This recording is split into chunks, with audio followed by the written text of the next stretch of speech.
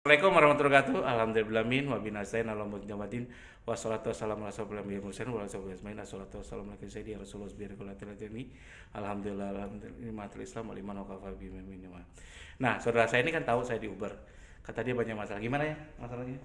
Ya masalahnya Berat kan? pasti SDM, terus resource, dana gede kan? iya gede. Nah, Dan terus salah satu cara untuk mendongkrak aplikasi ini agar bisa orang juga langsung aware, langsung mereka percaya ya harus dengan cara media.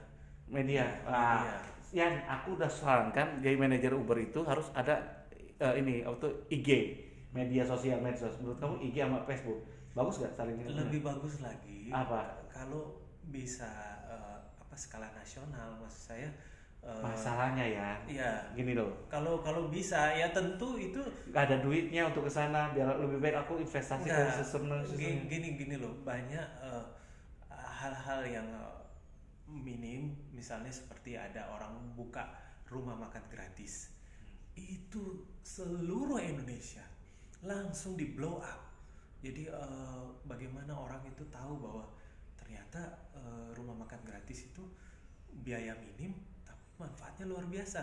Nah sama mungkin aplikasi itu, atau tahu nggak ada cerita orang nerbangkan pesawat, dia pakai dana. Maksud kamu aku harus masuk koran segala macam-macam. Iya, tanpa iklan. Iya, tanpa iklan, dengan inovasi. Jadi berita inovasi itu justru lebih greget. Oke, berarti ini bagus sob idenya. Jika Anda punya kawan wartawan atau siapapun segala macam-macam, blow up kan Ubernya gitu.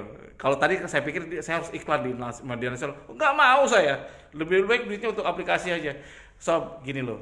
Dan ini nasihat bagus dari dia. Jadi kalau bisa bantu. Kalau Anda wartawan segala macam, blow up Ubernya. Biar apa? Biar nasional. Udah gitu kita ya. Terus apalagi nasihatnya? Gitu ya. Ya nasihatnya tentunya saling kerjasama ya. Kita harus bersatu gitu.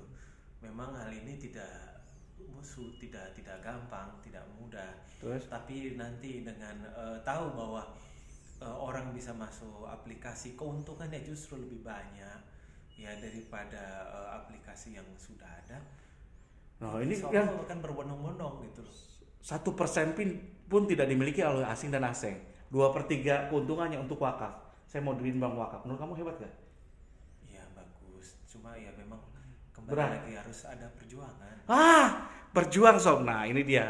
Mohon doa ya buat Yanto yang sudah memberikan adik saya nasihat bisnisnya gitu. Kalau dia memang begini, tak bacakan Al-Fatihah sama salawat Nabi. Semoga beliau bisa bantu saya. Nah dia kan main di Frozen ya. Sebenarnya gitu. Mudah-mudahan kalau dia sudah sembuh lagi, insya Allah dia bisa ngasih nasihat, ngasih akses ke frozen food di seluruh Indonesia.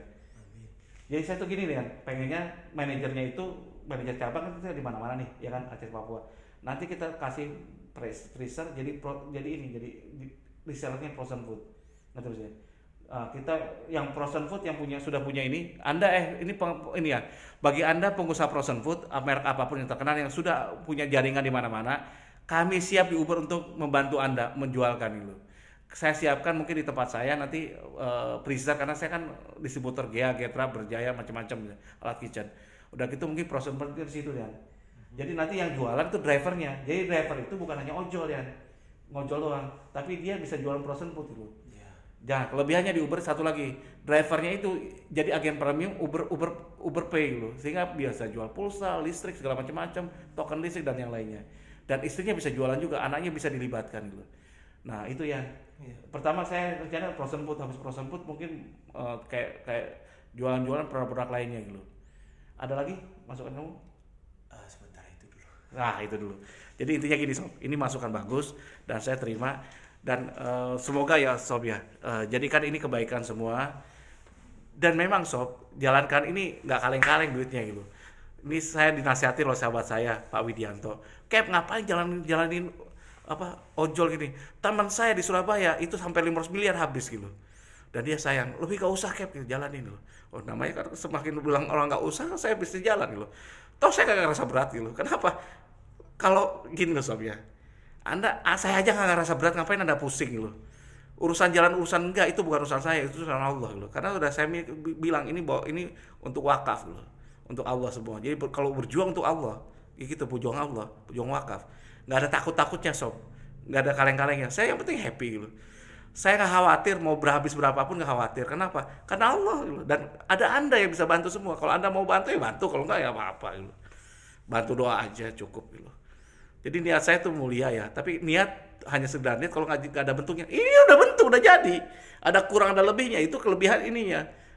Kalau semakin ada kurang, doakan. Kalau bisa diperbaiki, kita perbaiki. Kalau nggak, minta doa sama Allah, ya Allah berikan aku yang terbaik gitu.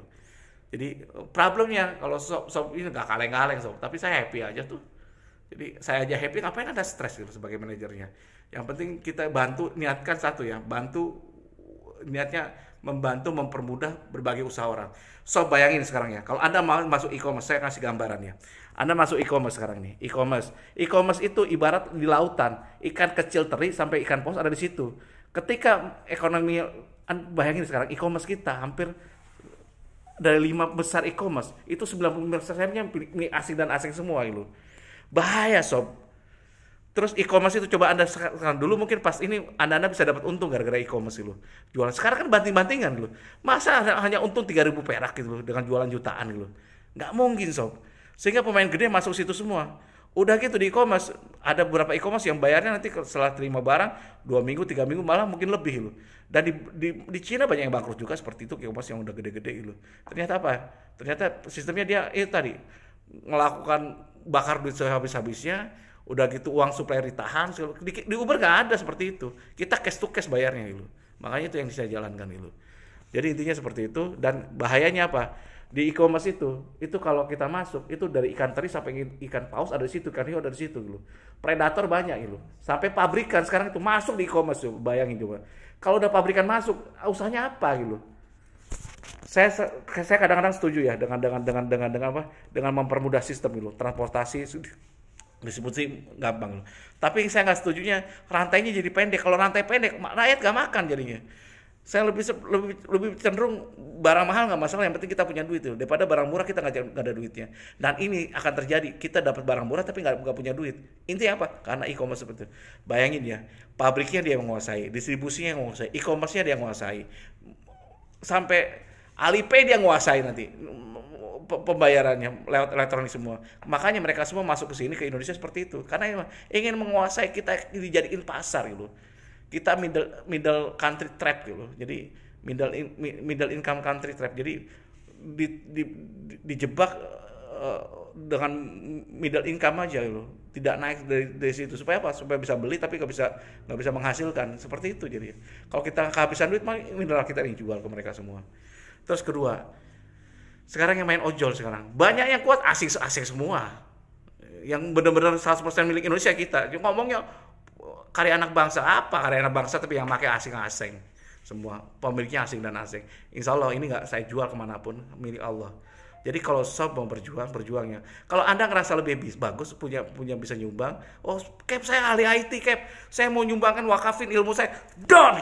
Jadi saya ahli marketing Cap, don. Anda punya akses ke media, don. Anda masuk ke TV, silakan berjuang. Gak usah keluar duit tapinya. Dan saya bayar pakai apa saya? Pakai doa, saya bilang. Nanti kalau menghasilkan baru saya bayar secara profesional. Jadi sob, saya tidak takut ngadepi apapun, yang penting jalan dulu. Bisnis tuh jalan dulu, belajar double kayak saya. Kalau ada baiknya ya, kalau nggak baiknya ya janganlah. Tapi karena saya kan namanya saya double, udah pol-polan ya udah nggak apa-apa. Yang penting berjuang itu sob, itu jangan tanggung-tanggung. Full, saya berjuang mati habis-habisan gitu. Saya nggak mau tanggung-tanggung. Karena apa? Karena milik Allah, saya niatkan jihad ini. Jadi nasihat adik saya benar. Kita selain ada IG, ada sosmed dan lain-lain, kalau bisa di blow up beritanya. Makanya saya minta para manajer melakukan itu. Kalau belum ada wartawan yang bisa bantu kita untuk memviralkan, ya udah nggak apa-apa gitu. Sosmednya kita kencengin dulu ya. Demikian dari saya. Kalau salah saya pasti banyak salahnya. Kalau kurang saya pasti banyak kurangnya. Karena saya gudang kekurangan, gudang kesalahan, dan saya menerima masukan dulu. Wabillahi taufiq wal hidayah. Wassalamualaikum warahmatullahi wabarakatuh.